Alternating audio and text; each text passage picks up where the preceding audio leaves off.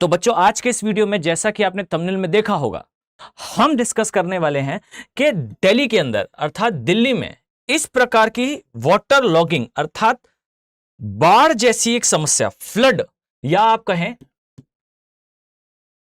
दिल्ली में और इस रीजन में वाटर लॉगिंग का बेसिकली मतलब होता है किसी स्थान पर पानी का भराव होना, जिसे हम जल भराव कहते हैं। फाइन। तो ये जो जल भराव की समस्या है, फाइन, ये जो जल भराव की समस्या है ये दिल्ली में क्यों आ रही है? फाइन। अब हम इसे स्टार्ट करें, इसके पहले आप इस चीज को समझिएगा कि इंडिया में अगर मैं आपसे कहूं कि ऐसा कौन सा स्थान है, और खासकर अगर मैं ड्रॉ करना चाहूं तो बच्चों ये है इंडिया का मानचित्र, और कोशिश करें कि आप बेहतर तरीके से इंडिया के मानचित्र को बनाना सीख ले। ये हमने नॉर्थ ईस्ट बनाया, इसी प्रकार से ये कंटिन्यूएशन है। यहां पर हमने राजस्थान, ये गुजरात वाला पार्ट और ये प्रायद्वीपीय भारत बनाया। फाइन। अब समझिएगा बच्चों कि भारत के परिप्रेक्ष्य में अगर मैं आपसे कहूं कि ये जो स्थान आपको दिखाई दे रहा है, as you can see here, यहां पर जो स्थान है ये कहलाता है ग्रेट इंडियन प्लेन अर्थात उत्तर का विशाल मैदान। और बच्चों इस चीज को समझिएगा कि उत्तर के विशाल मैदान में अगर मैं आपसे कहूं कि कहां पर फ्लड की समस्या, फ्लड या मैं कहूं वाटर लॉगिंग या जल भराव, इसकी जो समस्या है किस स्थान पर बिल्कुल नहीं आ सकती, तो शॉकिंगली आप इससे समझिएगा कि ग्रेट इंडियन प्लेन अर्थात उत्तर के विशाल मैदान का सबसे ऊंचा क्षेत्र वह क्षेत्र है जहां आज आपको देखने को मिल रहा है जल भराव। और यह क्षेत्र कौन सा है? यह क्षेत्र है दिल्ली। फाइन। तो समझिए कि किस प्रकार जिस क्षेत्र में बिल्कुल संभावना नहीं है बाढ़ के आने की, या मैं आपसे कहूं वो क्षेत्र जहां बाढ़ आने की जो संभावनाएं है वो नगण्य है, उस क्षेत्र में बाढ़ जैसी समस्या देखने को मिल रही है। फाइन। अगर मैं आपसे कहूं तो बच्चों इसे अपने नोट्स में ऐड करिएगा। एक पर्सन थे मैकेंडर। फाइन। और मैकेंडर ने थ्योरी दी थी, please note down that term also. मैकेंडर ने लिखा था हार्टलैंड और रिमलैंड थ्योरी। ये हार्टलैंड और रिमलैंड थ्योरी क्या है? तो इस थ्योरी में उन्होंने कहा था कि विश्व में या हर एक भौगोलिक क्षेत्र में, इस चीज को नोट डाउन करेंगे आप, हर एक भौगोलिक क्षेत्र में एक ना एक प्लेस ऐसा जरूर होता है।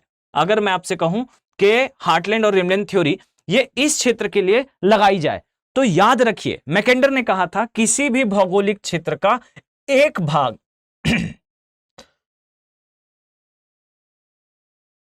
किसी भी भौगोलिक क्षेत्र का एक भाग ऐसा अवश्य होता है जिस भाग को अगर कोई शासक, अगर कोई रूलर जीत ले तो वो बाकी के पूरे क्षेत्र को डायरेक्टली या इनडायरेक्टली, प्रत्यक्ष या परोक्ष रूप में कंट्रोल जरूर कर पाएगा, नियंत्रित जरूर कर पाएगा। और याद रखिए इसे कहा जाता है हार्टलैंड। फाइन। फाइन। और याद रखिए यह क्षेत्र है हार्टलैंड, और जो बचा हुआ भाग है जैसा आप इधर देख पा रहे हैं, फाइन, ये जो बचा हुआ क्षेत्र है यह कहलाता है रिमलैंड। ठीक है। तो इसका कोई हिंदी अनुवाद नहीं है, तो आप इसी प्रकार, ये स्टैंडर्ड टर्म है, आप इसी प्रकार इसे यूज करेंगे और आप बताएंगे एग्जामिनर को कि मैकेंडर नामक एक जो जलवायु शास्त्री थे, और खासकर जलवायु शास्त्री नहीं थे, ये थिंकर थे। ठीक है। तो ये जो जलवायु शास्त्री या जो थिंकर थे, इन्होंने लिखा था कि हार्टलैंड और रिमलैंड थ्योरी में कि जो भी शासक या जो भी इकाई अगर किसी हार्टलैंड को विन कर ले, जीत ले, कंट्रोल कर ले, तो रिमलैंड अर्थात अदर पूरे एरिया को वो कंट्रोल कर पाएगा। इसे कहा है मैकेंडर ने। क्लियर? तो ये जो मैकेंडर है, इनके अनुसार याद रखिएगा भारत का ये जो दिल्ली वाला क्षेत्र है, ये दिल्ली वाला क्षेत्र हमेशा से हार्टलैंड रहा है। फाइन। तो याद रखें दिल्ली क्या है, तो दिल्ली भारत के भौगोलिक परिप्रेक्ष्य में भारत का एक हार्टलैंड है। फाइन। अब ये जो हार्टलैंड वाला एरिया है, ध्यान से समझिएगा बच्चों कि अगर मैं आपसे ये कहूं कि पूरे उत्तर भारत के विशाल मैदान का सबसे ऊंचा क्षेत्र कौन सा है, सबसे अधिक ऊंचाई वाला क्षेत्र कौन सा है, तो बच्चों ध्यान से देखिए ये कैसे संभव है कि उत्तर भारत के विशाल मैदान में अगर आप जाएं तो आपको पता चलेगा कि भारत की जो राजधानी बनाई गई है, ये जो दिल्ली है बच्चों, ध्यान से समझिएगा कि ये क्षेत्र वास्तविकता में एक ऊंचा क्षेत्र है। उत्तर के विशाल मैदान में दिल्ली नामक क्षेत्र वास्तविकता में यहां पर आपको दिखेगा गंगा का मैदान तथा इधर आपको दिखेगा सिंधु का मैदानी क्षेत्र। अब याद रखें बच्चों, गंगा का मैदान वास्तविकता में अगर मैं आपसे कहूं तो यह है एक जल विभाजक, जल विभाजक। और याद रखिए बच्चों, यह जो जल विभाजक वाला क्षेत्र है ना, यह प्रारंभ होता है वास्तविकता में, यहां आप पाएंगे एक क्षेत्र है, इसे कहा जाता है अंबाला। और याद रखें यहां पर एक क्षेत्र है, इसे कहा जाता है सहारनपुर। सहारनपुर, और ये जो सहारनपुर है ये आता है यूपी में, और याद रखें ये जो अंबाला आता है ये आता है हरियाणा में। अब समझिएगा बच्चों कि किस प्रकार उत्तर के विशाल मैदान में जो सबसे ऊंचा क्षेत्र है उस क्षेत्र में जल भराव हो रहा है। तो टॉपिक को समझिए कि यह टॉपिक सिविल सर्विसेज के लिए क्यों महत्वपूर्ण है। यह इसलिए महत्वपूर्ण है क्योंकि उत्तर के विशाल मैदान के सबसे ऊंचे वाले भाग में यहां पर वाटर लॉगिंग हो रही है, यहां पर जल भराव हो रहा है, यह अध्ययन का विषय है। क्लियर? हम बहुत साइंटिफिकली देखेंगे कि किस प्रकार से उत्तर के मैदान को छोड़कर दिल्ली में जल भराव हो रहा है। क्लियर? अगर मैं इस चीज को थोड़ा आगे और ले जाऊं तो वास्तविकता यह है बच्चों कि इस प्रकार से अगर आप देखें तो यह है हमारा भारत, और आप पाएंगे कि इस क्षेत्र में यह है इंडिया, और इस क्षेत्र में यहां पर अरावली का विस्तार है। क्लियर? अब याद रखें अरावली एक अवशिष्ट पर्वत है, रेसिडुअल माउंटेन है, और इसी पर्वत श्रेणी का आगे निकले हुए भाग में आप पाएंगे कि दिल्ली उपस्थित है। यानी कि दिल्ली वास्तविकता में एक प्लेस है जहां पर एक स्थान है जिसे हम कहते हैं कि यह दिल्ली रिज है। दिल्ली रिज, और रिज बच्चों कुछ और नहीं होता, जो पर्वत अवशिष्ट हो चुके हैं, अपर्दन हो चुका है उनका, और इसके पश्चात जो छोटी छोटी पहाड़ियां बची हैं उनके बीच में अवसादों के जमाव से यानी कि सेडिमेंट्स के डिपॉजिट हो जाने से उस क्षेत्र की ऊंचाई बढ़ गई है। तो वास्तविकता में आप पाएंगे कि दिल्ली का ये जो क्षेत्र है यहां पर ऊंचाई अधिक है, और अधिक ऊंचाई के बाद भी यहां आपको दिखेगा कि जल भराव है। क्लियर? अगर मैं आपसे एक बात बताऊं तो आप इसको समझिएगा कि दिल्ली के परिप्रेक्ष्य में एक बात कही जाती है जो कि गलत है, पर आप समझें कि दिल्ली का जो एस्टेब्लिशमेंट है, फाइन, ये अंग्रेजों ने करा था बकिंगम पैलेस के उदाहरण पे। फाइन, आप पाएंगे कि जो बकिंगम है ब्रिटेन में, फाइन, बकिंगम पैलेस, और जो वेस्टमिंस्टर डेमोक्रेसी जिसे कहते हैं, फाइन, यानी कि वो क्षेत्र जहां पर ऐसा कहा जाता है कि आधुनिक काल की जो डेमोक्रेसी है उसका जन्म हुआ था। उस क्षेत्र में जो उसका पार्लियामेंट है, संसद है, इसका एस्टेब्लिशमेंट भी, इसकी स्थापना भी इसी प्रकार से कुछ पहाड़ियों के बीच में अवसादों के जमाव से जो ऊंचा क्षेत्र बना था वहां पर करी गई थी। तो यह कहा जाता है, ऐसा सही नहीं है, पर कहा जाता है कि अंग्रेजों ने भारत के अंदर दिल्ली को एक राजधानी के रूप में इस परिप्रेक्ष्य में बनाया कि ब्रिटेन में भी जो बकिंगम पैलेस है ये इसी प्रकार से बनाया गया था, जहां पर कुछ पहाड़ियों के बीच में अवसादों के जमाव से आसपास की अपेक्षा ऊंचा क्षेत्र बना, जहां पर प्राकृतिक आपदाओं के आने की संभावना सबसे कम है।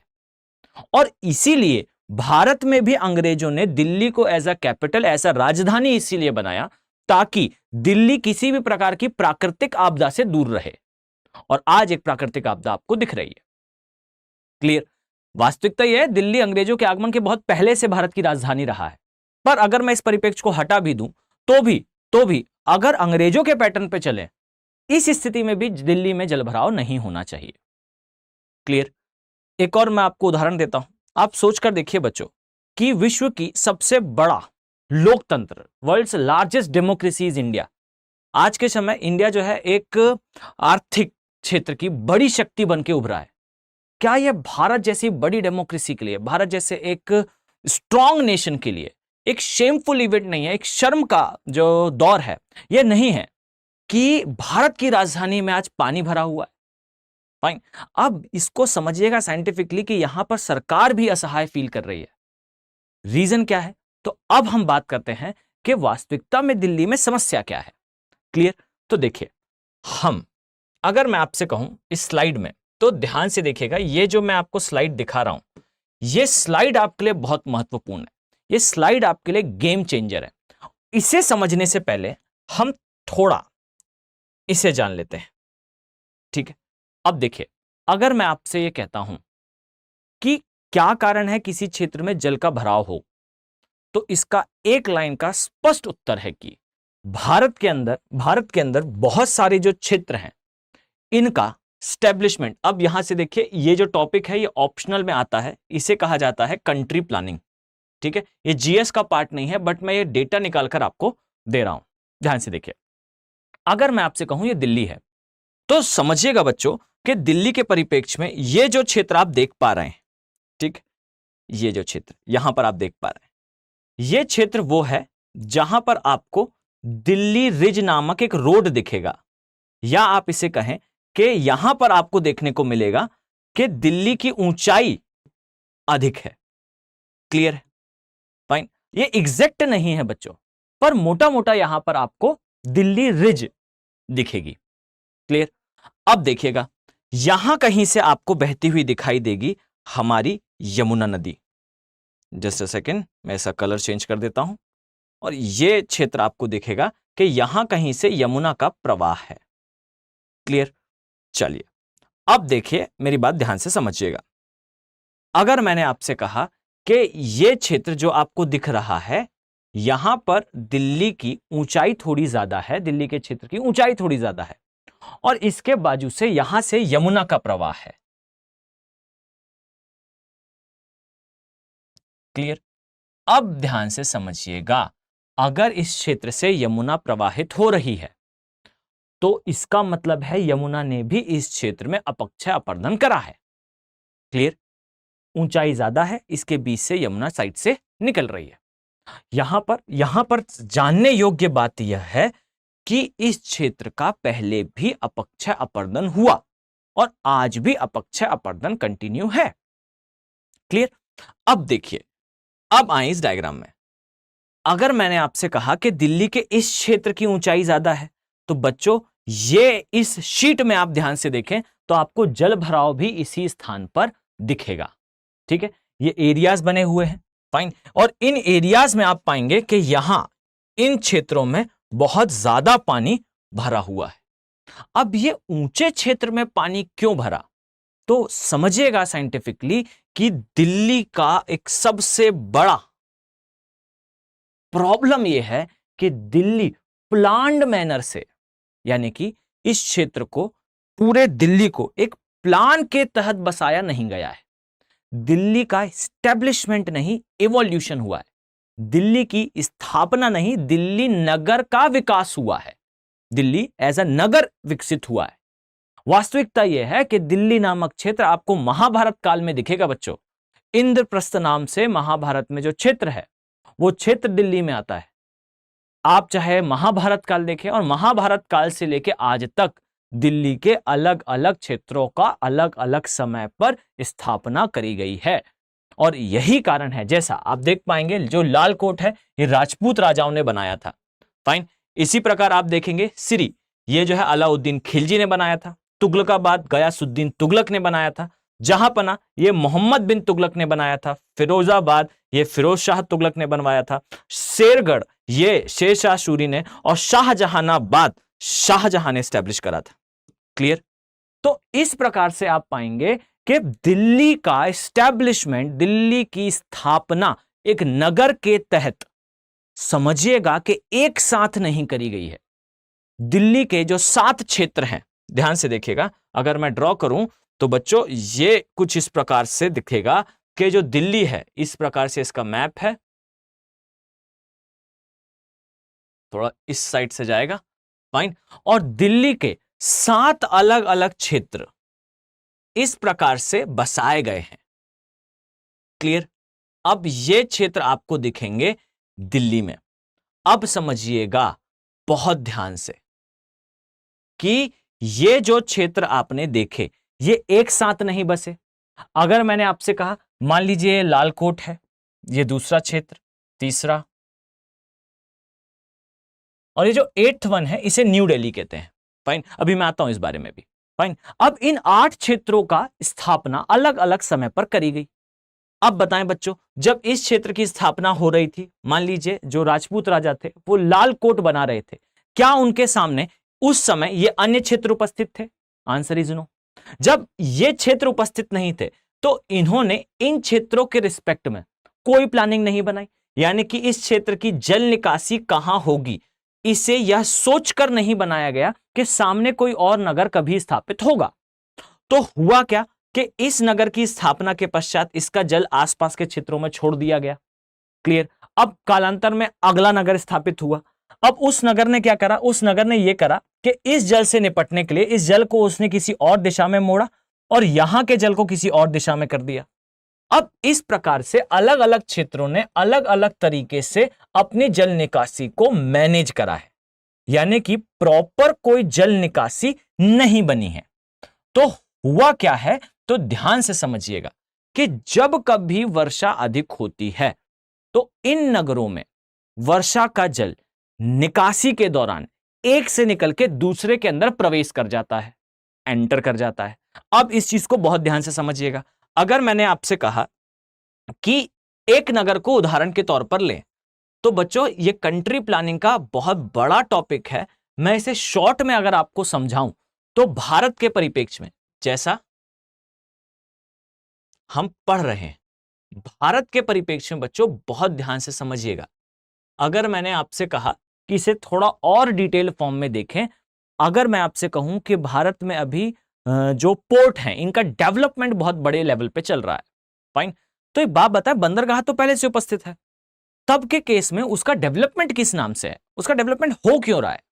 तो समझिएगा बच्चों कि मान लीजिए एक तटीय क्षेत्र है, यहां पर एक पोर्ट है, यहां पर एक बंदरगाह है। अब इसका ना निर्माण अगर हो रहा है तो वास्तविकता यह है कि होने ये वाला है अभी कि इस पोर्ट के आसपास, इस बंदरगाह के आसपास इस प्रकार से एक बड़ा सा क्षेत्र बनाया जाएगा। और ये क्या करेगा, ये इस बंदरगाह में आने वाले जो शिप हैं उनको अराइवल के टाइम पर, आने के टाइम पर ट्रैफिक मैनेज करने के लिए हेल्प करेगा। क्लियर। और इसके पीछे फिर आपको यहां पर दिखेगा एक बड़ा सा क्षेत्र। यह बड़ा सा जो क्षेत्र होगा, इस क्षेत्र की विशेषता यह होगी कि इस क्षेत्र में आपको देखने को मिलेगा वो सारे संसाधन जो यहां आने वाले शिप को लोड और अनलोड करने के लिए आवश्यक है। क्लियर। और इसके पीछे आपको एक और क्षेत्र देखने को मिलेगा जिसे कहा जाता है चेन मैनेजमेंट का क्षेत्र, अर्थात वो क्षेत्र जहां पर ये सारी सुविधाएं उपलब्ध कराएगी सरकार, जिससे जो माल, जो सामान यहां उतरा है उस सामान को आसानी से इस क्षेत्र से निकालकर जिस क्षेत्र में उसे पहुंचना है वहां तक पहुंचाया जा सके। और फिर इसी क्षेत्र से आपको निकलता हुआ दिखेगा बहुत सारे national highways, national highways. Clear. अब ये जो मॉडल है इसे कहा जाता है पोर्ट डेवलपमेंट का मॉडल। क्लियर। अब आपने इसी टॉपिक में समझ लिया पोर्ट डेवलपमेंट का मॉडल क्या है। फाइन, ये हमने जर्मनी से अडॉप्ट करा है। क्लियर। अब इसी प्रकार से देखें, हर एक क्षेत्र में अगर मैं आपसे कहूं कि डेवलपमेंट का एक मॉडल है, तो यहां समझिएगा कि दिल्ली के केस में यह मॉडल कोई बना ही मॉडल नहीं है, यह मॉडल वास्तविकता में इवॉल्व हुआ है, यानी कि ये 7-8 नगरों को मिलाकर दिल्ली बना दी गई है। ये नगर अलग अलग समय पर बने हैं। अब इन नगरों के अंदर ध्यान से देखिएगा तो इन नगरों के अंदर एक विशेषता है। और क्या विशेषता है बच्चों? तो ध्यान से समझिएगा कि हर बार आपको दिखेगा एक ऐसा क्षेत्र होगा जहां से कोई नदी प्रवाहित हो रही होगी, उस नदी के आसपास एक बड़ा सा किला होगा, या मैं कहूं एक किला होगा। और इस किले के आसपास बच्चों ध्यान से समझिएगा कि यहां पर आपको देखने को मिलेगा मार्केट होगा। यहां आपको देखने मिलेगा मार्केट। और इस मार्केट के बाद बच्चों आपको देखने को मिलेगा यहां पर, जस्ट अ सेकेंड, इस क्षेत्र में आपको देखने को मिलेगा इस प्रकार से, यहां पर होगा आवासीय क्षेत्र।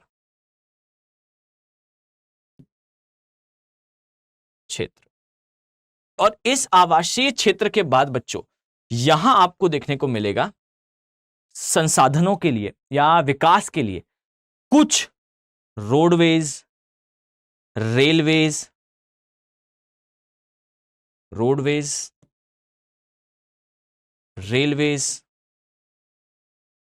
इस प्रकार से बनाए गए। अब उस समय जब रेल नहीं थी तब रोड थे। तो अब समझिएगा बच्चों कि दिल्ली के साथ सबसे बड़ी समस्या यह है कि इन जो क्षेत्रों को मिलाकर दिल्ली बनाई गई, उन क्षेत्रों में जल निकासी के लिए एक नदी का सहारा लिया गया या एक बड़ी नहर का सहारा लिया गया, और यह नहर नगर के बाहर पैरेलल चल के अपना जल निकास कर देती है। क्लियर?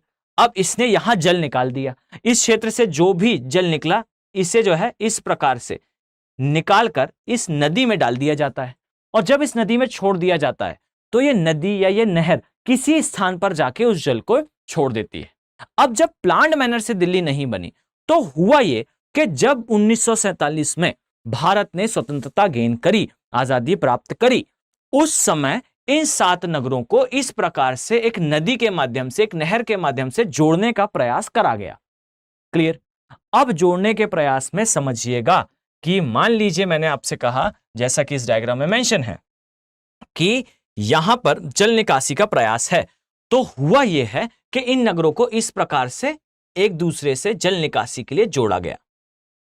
अब समझिएगा, यह जुड़ने के पश्चात इस प्रकार से एक दूसरे का जल लेकर यमुना नदी के अंदर छोड़ रहे हैं, जो यमुना नदी इस प्रकार से इस दिशा से प्रवाहित हो रही है।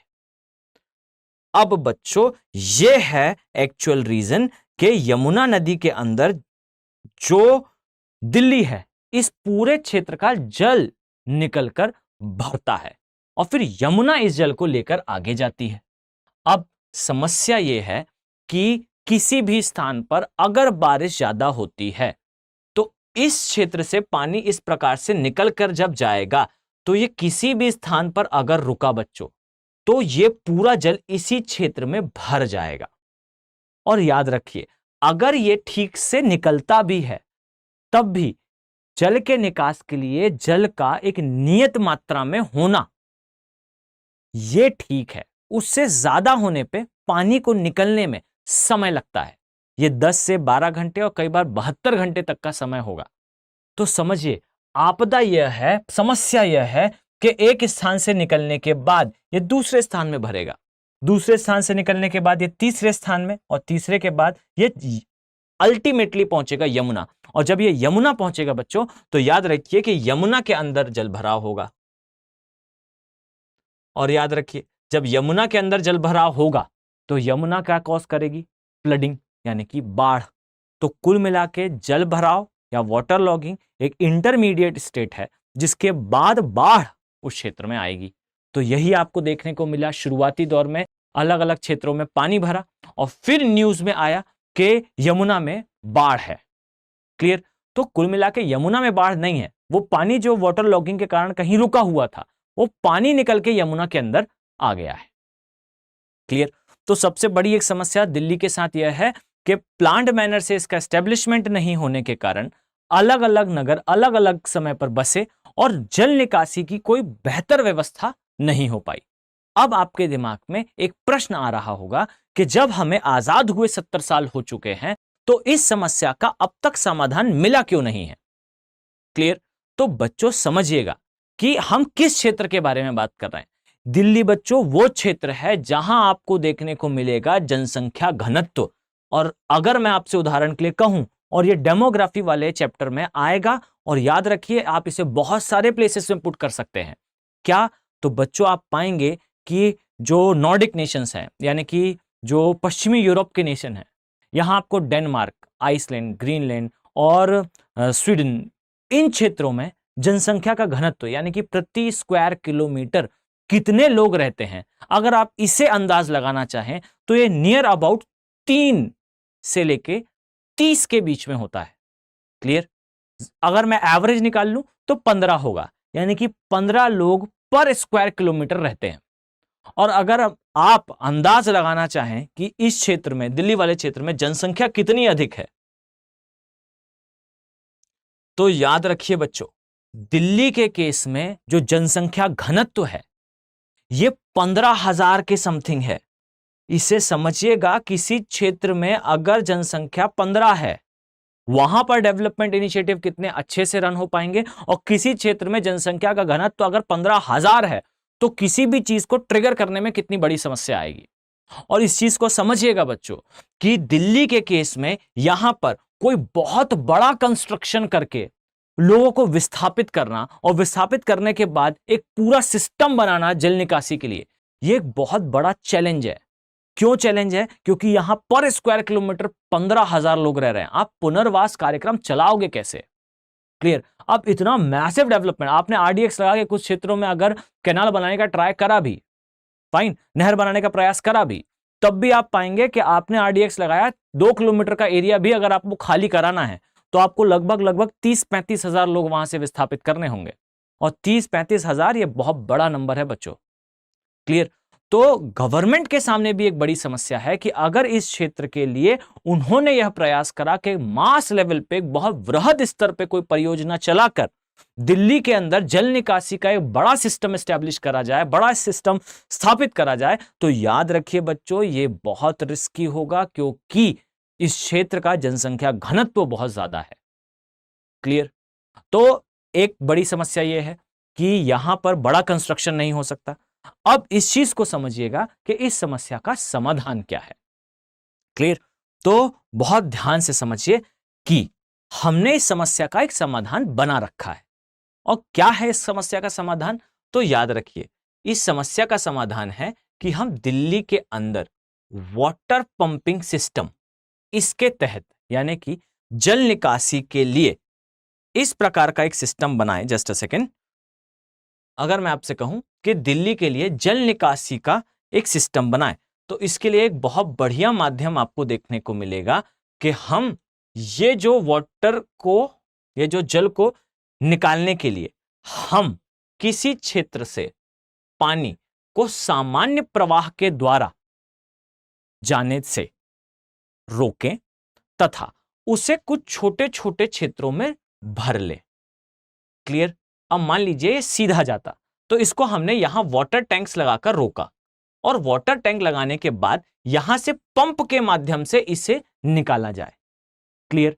तो होगा क्या कि अगर आपने इसे सीधा निकलने जाने दिया होता तो इसे जाने देने में समय लगता, तो आप बीच बीच में बड़े बड़े वाटर टैंक बनाएं। क्लियर? और ये अंडरग्राउंड वाटर टैंक होंगे, इसके अंदर जल भर जाएगा। अगर बारिश होती है तो सीधा सीधा पहले जल इसमें भरेगा, और उसके बाद पंप के माध्यम से इसे इस प्रकार से निकाला जाएगा। अब इससे होगा क्या बच्चों? मान लीजिए यहां पर एक नगर है और यहां पर नगर दूसरा है, तो समझिएगा, एक नगर से जल निकला, निकलने के पश्चात अगर दूसरे नगर में आप यह चाहते हैं कि पानी जाए, तो आप यहां से पंप के माध्यम से उसे छोड़ दें और वो दूसरे क्षेत्र में पहुंच जाएगा। और अगर आपको यह पता है कि इस क्षेत्र में पहले से जल का भराव हो रखा है, तो यहां पर बने हुए वाटर कंटेनर्स में आप उस जल को इकट्ठा कर लें, और जब यहां पर जल इसकी क्षमता से अधिक होने लगे, तब आप पंप के माध्यम से इसे आगे बढ़ाएं, और इस प्रकार से इंटरमीडिएट स्टेजेस में आप पानी को स्टोर करें, और स्टोर करने के बाद धीरे धीरे करके उसे रिलीज करें। यह एकमात्र सॉल्यूशन है दिल्ली के लिए, और याद रखें, दिल्ली ने इसे अडॉप्ट करा भी है, इसे अपनाया भी है। बस समस्या यह है कि जब जल बहुत अधिक आ जाता है, उस कंडीशन में समस्या गंभीर हो जाती है। पॉइंट क्लियर हुआ? क्लियर?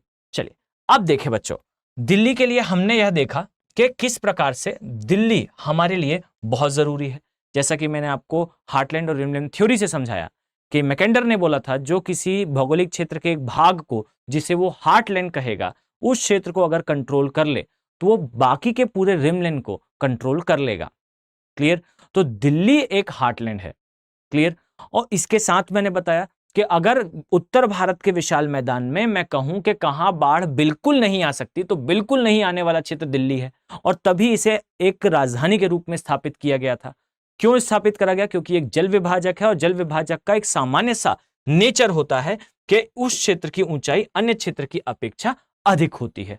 जब अधिक थी तो फिर बाढ़ क्यों आई? तो फिर मैंने आपको यह समझाया कि इस क्षेत्र में बाढ़ आने का मुख्य कारण यह रहा कि यहां पर जो नगरों की स्थापना है ये प्लान्ड मैनर में नहीं हुई। अलग अलग समय पर अलग अलग नगर स्थापित करे गए। अलग अलग समय पर स्थापित होने के कारण जल निकासी के लिए एक बनाया हुआ ठीक से विकसित ड्रेनेज सिस्टम नहीं रहा। अब जब नहीं रहा तो इसे कनेक्ट करा गया है। मास कंस्ट्रक्शन इसलिए नहीं करते क्योंकि मास कंस्ट्रक्शन होने पे समस्या बच्चों ये आएगी कि हमें बहुत सारे लोगों का पुनर्वास करना पड़ेगा, जो एक बड़ी समस्या होगी। इसके अलावा दूसरा डायमेंशन ये है कि हम इसे ठीक कैसे कर सकते हैं? तो इसे ठीक कर सकते हैं हम पंप सिस्टम के द्वारा। अब ये वाटर ड्रेनेज पंप सिस्टम क्या होता है? तो वाटर ड्रेनेज पंप सिस्टम कुछ नहीं है बच्चों, एक नगर से जल के निकास को टैंक्स में स्टोर करके पंप के माध्यम से आवश्यकता अनुसार हम उसे बाहर निकालें। क्लियर? तो ये हमने समझा दिल्ली की समस्या और इस समस्या का समाधान। साथ में मैंने आपको एक सिंपल सा डायग्राम भी समझाया कि किस प्रकार से भारत के अंदर पहले नगरों की स्थापना होती थी, जहां किले के पीछे एक नदी होती थी, किले के सामने एक मार्केट होता था, मार्केट के सामने जो क्षेत्र है आवासीय क्षेत्र हुआ करता था, और उसके बाद जो है आपको यातायात के लिए संसाधन उपलब्ध कराए जाते थे। और इसी को बच्चों आज के समय जो है रिंग रोड सिस्टम बोलते हैं। क्लियर? आप पाएंगे अगर आपके घर के आसपास, आपके नगर के आसपास कोई पुराना किला हो तो ध्यान से ढूंढिएगा, वहां आपको या तो कोई नदी मिलेगी, नहीं तो एक बड़ा नाला जरूर मिलेगा जहां जिसे सरकार ने जो है वो पानी निकासी के लिए उपयोग किया है। क्लियर? कारण क्या था? अगर कोई बाहर से आने वाला आक्रांता आएगा तो सबसे पहले वो आक्रांता को जो है सामने जनसंख्या और जो उस किले के अंदर बैठा हुआ किंग है या राजा है वो सबसे अंदर दिखेगा। क्लियर? अब ये जो आवासीय क्षेत्र है यहां राजा अपने गुप्त सैनिक डिप्यूट करेगा, अपने सैनिकों को भेजेगा और इस प्रकार से अपने किले की रक्षा करेगा। और मार्केट किले के पहले बनाने का मुख्य उद्देश्य यह है कि जब भी कोई आक्रांता आएगा बच्चों तो वो सबसे पहले मार्केट में घुसेगा। और याद रखिए जो आक्रांता होंगे उनकी जो सेना होगी वो मार्केट में बिजी हो जाएगी लूटपाट करने में, जिससे किले के अंदर बैठे राजा को समय मिलेगा कि वो इस नदी के रास्ते, इस जल निकास की सहायता से उस क्षेत्र से बाहर निकले ताकि अपने राज्य को पुनः गेन कर पाए, पुनः प्राप्त कर पाए। ये एक प्लान्ड मैनर में बना हुआ नगर है, लेकिन अलग अलग नगर अलग अलग समय पर बने, इसलिए इनकी जल निकासी एक बड़ी समस्या बनकर उभरी है। आई होप आपको बेहतर तरीके से समझ में आया होगा कि क्या कारण है कि दिल्ली के अंदर जल भराव की एक बड़ी समस्या है। क्लियर? तो चलिए इसी प्रकार से वैल्यू एडिशन के नए वीडियोस के लिए आप चैनल को सब्सक्राइब करें, अपने डाउट्स कमेंट सेक्शन में मेंशन करें